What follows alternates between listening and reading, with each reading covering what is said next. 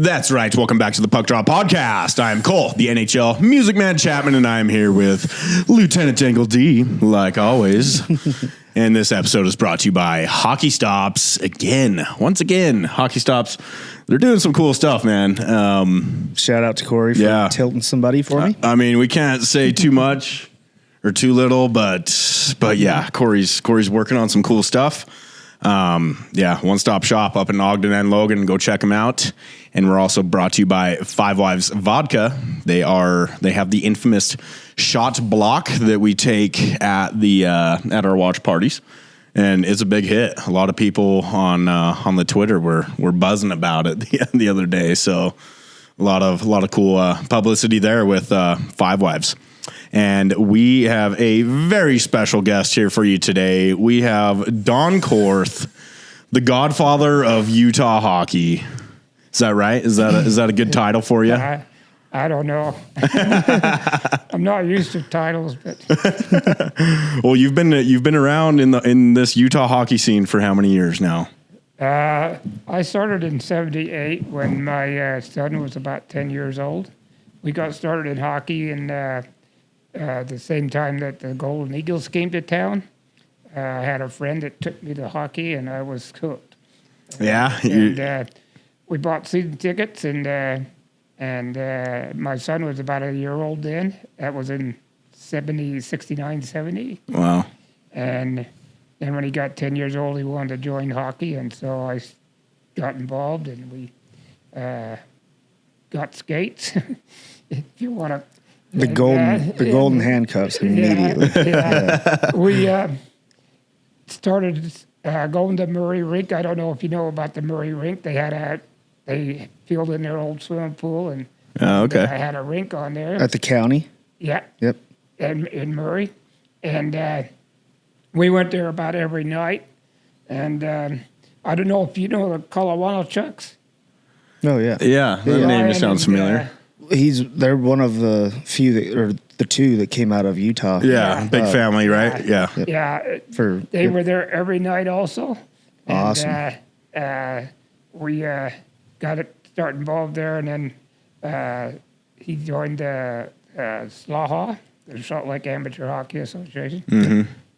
The original one. Yep. Yeah, the actual. Yep.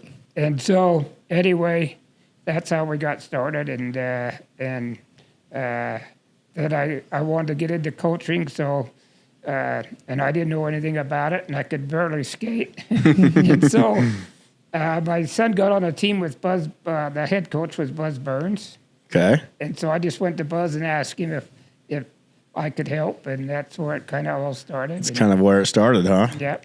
So with the Salt Lake Golden Eagles, what year did they start? 69, 70. Okay, so you saw the whole shebang, right?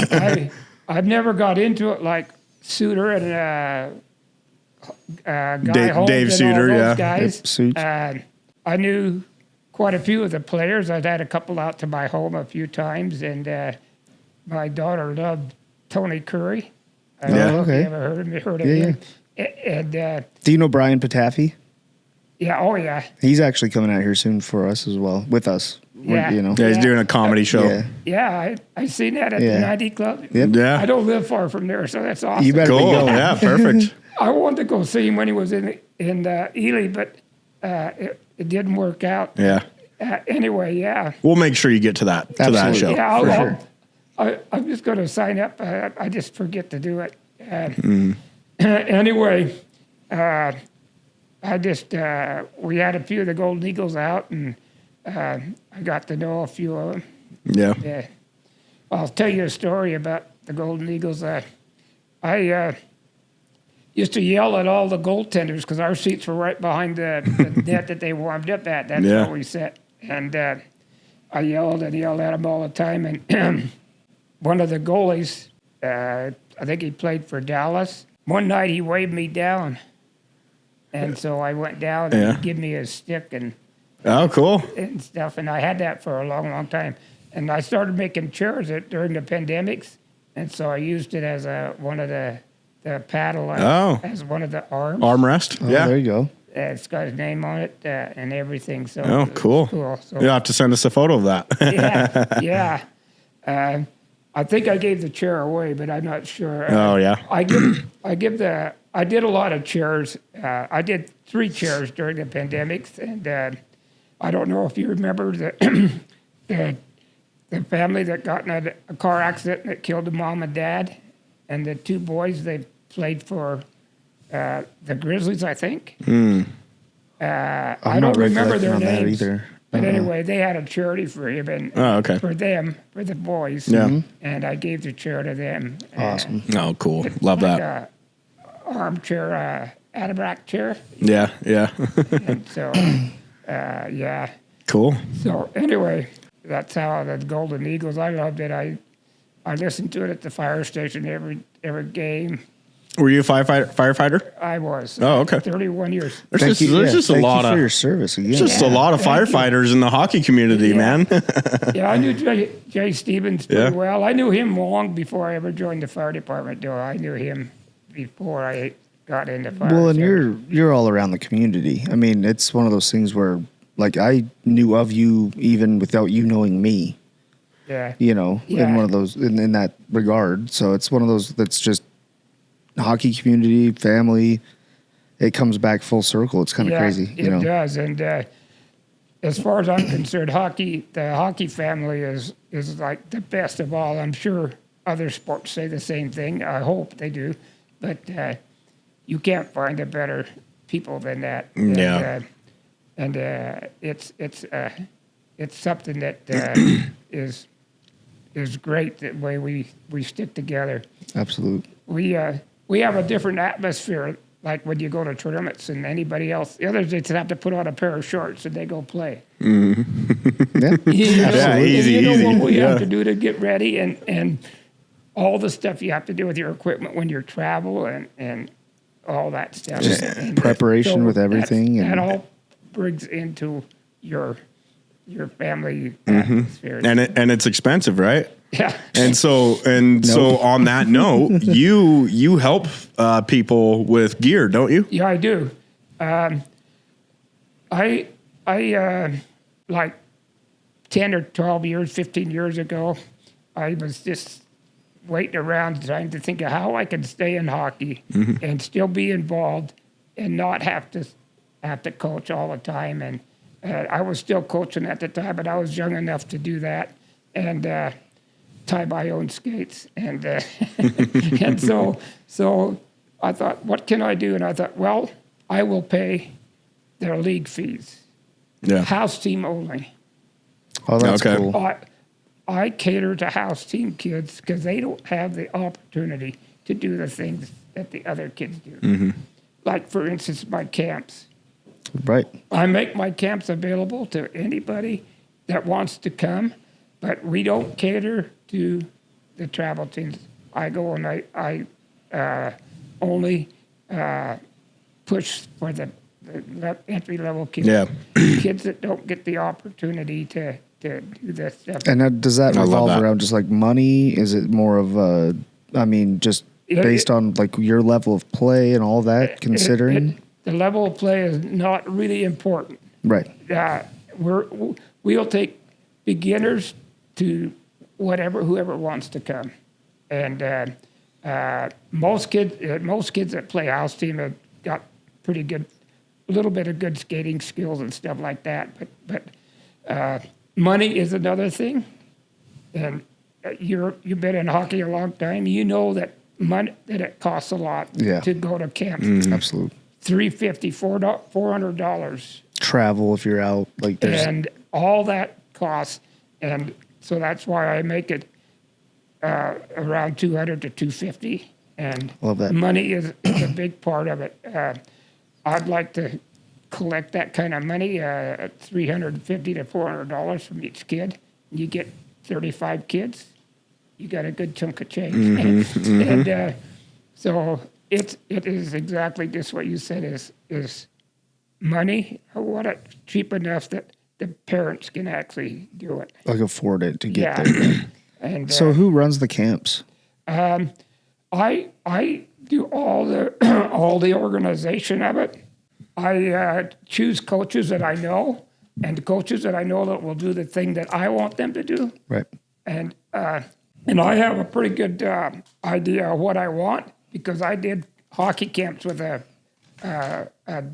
they catered to juniors, Okay. 14 to 18, 20-year-olds, mainly kids that hadn't been looked at by a junior or been asked by a junior coach to come and try out or anything. So you're looking at like basis of like 14 to 18, which is about where you're starting to get I'm recognized. looking for 8 to 14. Oh, okay. 8 to 14. Okay, cool. I've been doing stuff with high school also the last couple of years, power skating camps Okay. with Is that Grunna or is that what's that? or the? Power skating camp is done by Joe Heinbecker Okay. and Kelly Four. Okay. They both did the Robbie Glantz camps. I don't know if you've ever heard of those. That sounds familiar. They're the big power skating camps that go all over. And he was even in town 30 years ago, so he's been around a long time. I don't know if he's even alive. I don't know that. But Kelly and Joe both worked with him for 8 or 9 years. I don't know how long. And that was Frower? Huh? What did you say, Frower? Yeah. Yeah, I know the Frowers. Yeah.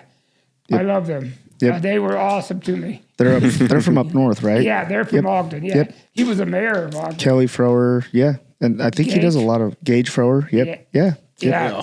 Anyway, he Yeah. I know that name. He's also a realtor. Yeah, okay, that Gage, might be. yeah. Yeah. they have 3 kids. And I had a camp in, as you know, you've seen the pictures that I give Theron. Yeah. Oh, yeah. And Oh, that was in he the day- loved that. He loved those photos. Yeah, he loved I them. Too.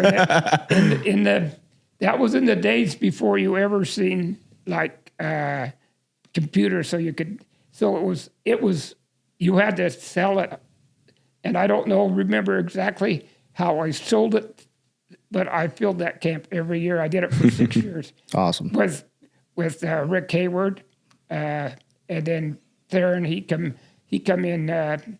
But it was him and some other Turtomaz, Rich Turtomaz. He helped almost every year after. He didn't do the first year, but the rest of the time he helped. And him and Hazy were the main people.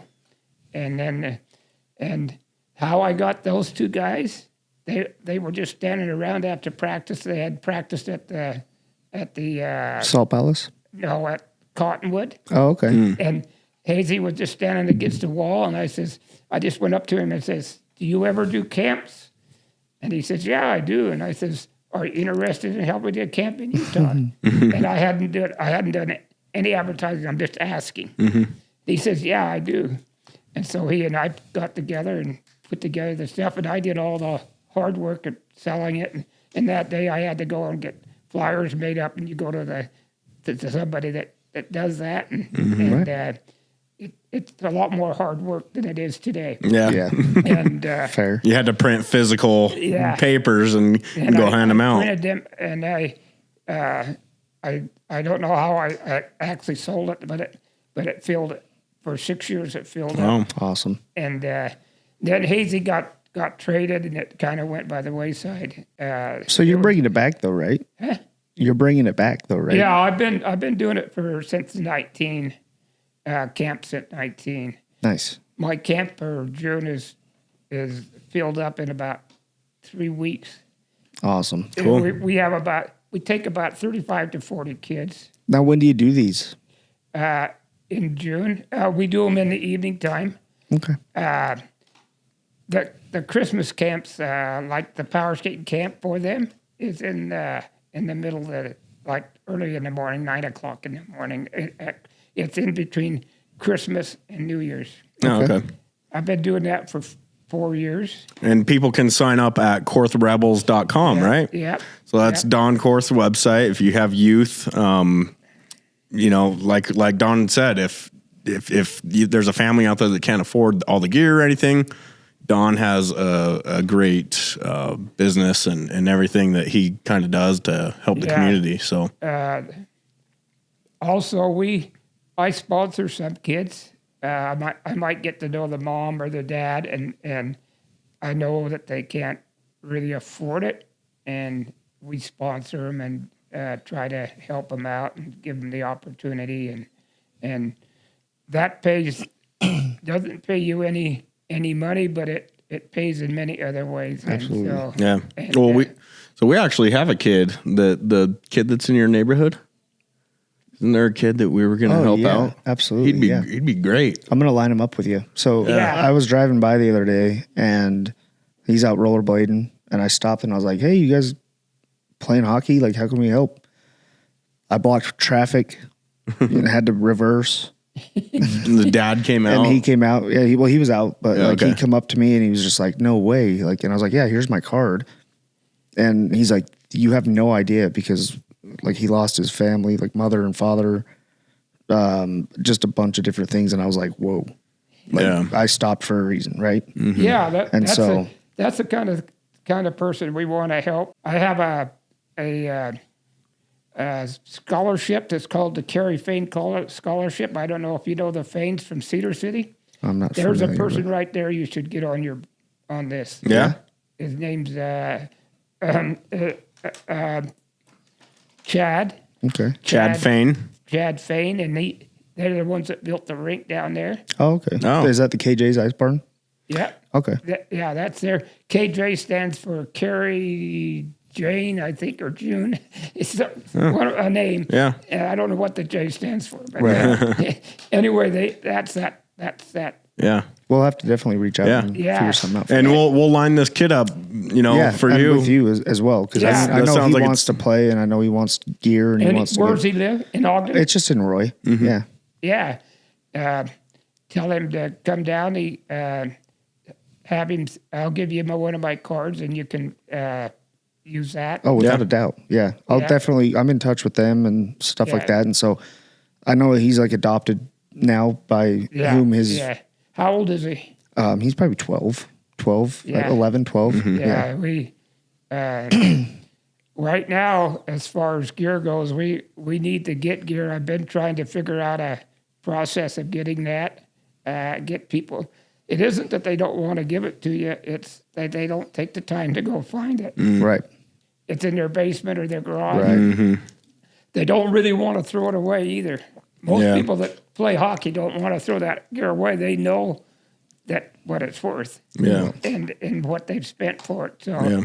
so they don't spend time, but they don't go look for it. And that's what we're trying to do. Well, and I've donated a ton of gear, and Yeah. it's like you get what you get back, right? You Yeah. reap what you sow, if you will. Like Yeah. you give, and it comes back somehow. Yeah. So if you're watching this and you have any leads on any gear that could help the Korth Rebels Foundation, definitely reach out to us and we can Set that up for you. set that up. They can bring it anytime to my house and just drop it off. And I've never had a problem with gear. I've had this thing going for 10 years, since 11. Well, I started the whole process in 11. I got my 501c3 and all that. It took time Just to do all nonprofit. that. Yeah. Yeah. I wouldn't have started it without it. It's one of the most important things, part of a nonprofit. Right. Absolutely. You gotta have it or you don't get the money.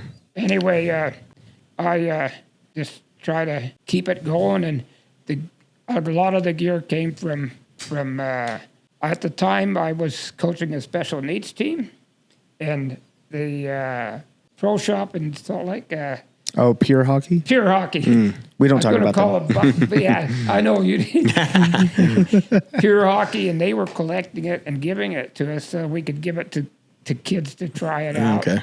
And I had there was in Rich Henderson's garage, and so when I got started with my foundation, I said, "Give me all that equipment, and I'll see if I can give it out." That wasn't my main purpose. Yeah. My main purpose is what I told you before. Right. And once I got it, it just went from there. And then I've been to Phoenix, pick up gear. In fact, I'm going to try to get going again one of the guys that I did a lot of stuff with in USA Hockey owns 4 rinks down there, Oh wow. and he collects it, and I had a whole the littlest U-Haul truck filled full of gear coming from Phoenix, That's amazing. and that type of stuff, and so So Don, what's your? We've got a little bit of time left here. I want to hear your take on the Utah Hockey Club. I knew I was going to ask that. How excited were you when you heard that Utah was getting an NHL team? Yeah, I'm excited for it. I like it. I've enjoyed it. I wanted to see where they're at, so I applied for the street hockey. I didn't see anything for ice hockey at the time, and I got the contacts. That's the main thing. Yeah. Yeah. Yeah, and I know Nate pretty well, Nate Martinez. Okay. And then the Krista Bonus. Mm-hmm. And then a gal named Amy, I think, I don't know what her last name is. But anyway, they all are great people, and they know kind of what they're doing. I went to one of the things they invited us to for the NHL guy that runs the youth program for all the program the NHL does for the youth and everything. all the NHL teams. Okay. And I like what they do, but I think a lot of it, they have too many kids on the ice. Let's just say that. Well, and that's what's nice with the new rinks coming in with the $10 million grant. On top of that, even like I've been speaking with Gabe Gauthier down south, St. George, Jack Skeely, Yeah. and trying to get like the children's youth program going Yeah. with things, and like ball hockey even is one of them to just get a step in the right get direction. it going correctly. Yeah, they're big into ball hockey. Yeah. I'm reading where he's going to give so much money for 20 rinks. Mm-hmm. That's going to be great in the community. I think once the rink gets there, and if they get the right people in charge, that it'll grow. There's no doubt that hockey will grow. Yeah. And Cole and I are actually working on. I got reached out to. That's another thing. A gentleman that we're going to start.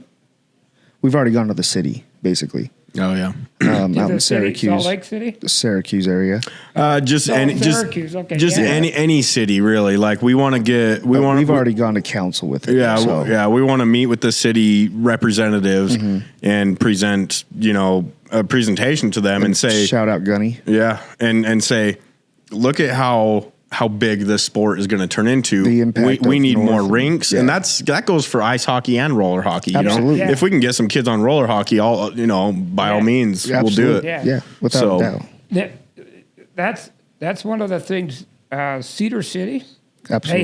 They had a Chad and Carrie went to the city of Cedar City, and they got the rink going and stuff, and then they didn't want to do any more with it after about 3 or 4 years, and that's kind of where the rink came from down there. And then somebody that Chad knows furnished the money to help build that rink, and the cities need to be involved, and there needs to be Just a bigger somebody community. that really cares about what's going on in hockey. Yeah, absolutely. It's a big deal right now in Utah, and it can change a lot of people's Well, lives. investor, like you're saying, investors, community driven, and make it bigger than Yeah. it can be. Yeah. Is it Kemmer, Wyoming? Mm-hmm. They came to me at the very start of the season and says, we're going to start a little rink up there, an outdoor rink, and we want some equipment. So I went through my equipment, and I gave him, I don't know, lots of stuff. And more like pants and shoulder pads and stuff. I have very few gloves and stuff like that. But I tried to help him. I got an email from him the other day, and he says the city wants to expand it next year. Nice. And that's the type of thing that's going to happen. Keep the If expansion they- going. Yeah. But you got to have the city involved, and then you got to have somebody that really cares about what's going to go on, Absolutely. and try to do it the right way. Everybody is going to bitch about that it's bad, that they did a bad job, but they're not involved. I hear that all the time about Utah hockey. Oh, it's the worst hockey. You're gonna crazy. have politics everywhere you go. Right? Yeah, So that is the whole point. You go to Colorado, you go to Arizona, you go to Texas. They have the same people saying the same thing, and so as long as you feel good about what you're doing, doesn't matter. yeah, if you're dedicated and don't let everything worry you, you're going to get it done. And it might not always be the right way or maybe the best way, but somebody. Words of wisdom, right there. Yeah. Words of wisdom. I learned a lot just by being involved in other things like my coaching. I learned how to recruit. I recruited for Weber State for 5 years, from '98 to 2003. That was a fun year. They were solid. Yeah, it was really a lot of fun. I traveled out with them most of the time and stuff like that. And Robbie Larson was the coach, and I got to Weber State by accident. He called me up one night about 2 weeks before he was going to go to some conference in San Diego or something like that. And he says, "Will you take the team for the weekend?" I guess. I says, I knew a lot of the players, but there's so many kids that you don't know that sent from out of state. So I said, "Yeah, I'll do that." And it was right at the end of the season, and if they won the 2 games that they played that weekend, they would be the champions of the West or whatever it was at the time. And so I went down there and I got the captain together, and I says, "Okay, you guys have got to help me out." And so we did the lineups kind of like Robbie did, and went after. We won both games, and we won the championship. There you go. Everybody, I only have to coach 2 games, and There you go. I'm a champion. 2-0, baby. And so and then I just stayed on and just kind of helped Robbie and I learned to recruit from doing a camp for 16 years with a group like I was telling you about, the junior camp. Yeah. That's where I basically learned how to evaluate and stuff. Yeah. We evaluated players all the time, That's awesome. and that's how I learned to evaluate and to see how they play and stuff like that. And So we've got a little bit of time left. I want you to look at that camera right there, and I want you to give a message to the future youth hockey players in Utah. Well, first of all, I think that kids compare themselves to other kids. These little kids, they're not dumb. They know that if they're the worst people or they got the worst equipment on. And so, but I tell everybody, don't compare. Just go out there and do the best job you can and work hard. And that's what you'll get better. Thanks for tuning in. This has been the Puck Drop Podcast. We will see you next time.